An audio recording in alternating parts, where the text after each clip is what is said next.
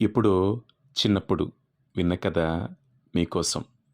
జ్ఞానం, ధనం, నమ్మకం అనే ముగ్గురు మంచి స్నేహితులు ఉండేవారు. ఒకరోజు వారు విడిపోవాల్సి వచ్చింది. అప్పుడు వారు ముగ్గురు మరలా మనం ఎప్పుడు కలుద్దాం అని నిర్ణయించుకోవాలనుకున్నారు.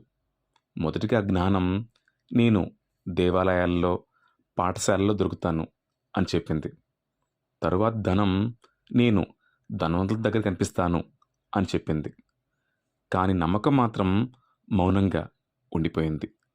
ఎందుకు అని అడిగితే అప్పుడు మీరిద్దరూ ఎక్కడో ఒక చోట మళ్ళీ దొరుకుతారు.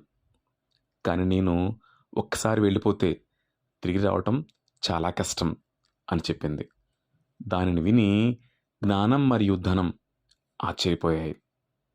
ఇక్కడ నీతి ఏంటంటే ధనం, జ్ఞానం మళ్ళీ సంపాదించుకోవచ్చు. కానీ నమ్మకం ఒక్కసారి పోతే తిరిగి రావటం చాలా కష్టం. ఒక జీవితకాలం పడుతుంది.